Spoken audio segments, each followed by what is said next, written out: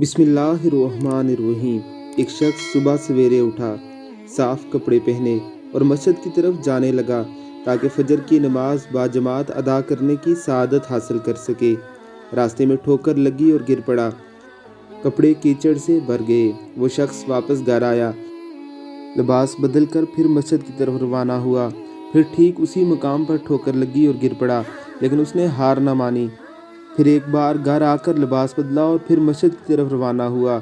जब तीसरी मरतबा वो शख्स उसी मकाम पर पहुंचा तो देखा कि एक शख्स चिराग हाथ में लिए खड़ा है और उसे अपने पीछे चलने को कह रहा है। वो शख्स उसे मस्जिद के दरवाजे तक ले आया। पहले शख्स ने उस शख्स से कहा, आप भी आकर नमाज पढ़ लें, लेकिन वो चिराग हाथ में थामे खड़ा रहा और मस्जिद के अंदर दाखिल ना हुआ।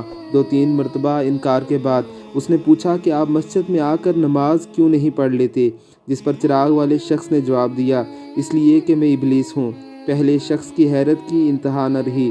जब उसने ये सुना, शैतान ने अपनी बात जारी रखी और कहा, ये मैं ही था जिसने तुमको ज़मीन पर गिराया था। जब तुमने घर जाकर लिबास तब्दील किया और दोबारा मस्जिद की सिमत रवाना हुए तो अल्लाह ने तुम्हारे सारे गुनाह बख्श दिए।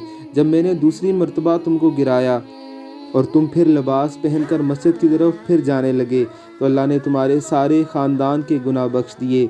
मैं डर गया कि अगर अब की बार मैंने तुम्हें गिराया और तुम फिर लिबास बदल कर मस्जिद की तरफ चले तो कहीं अल्लाह तुम्हारे सारे गांव के बाशिंदों के गुनाहों को ना बख्श दे, इसलिए मैं खुद तुम्हें मस्जिद तक पहुंचाने आया हूं। बेशक इस्तकामत से बढ़कर कोई इबादत नहीं है।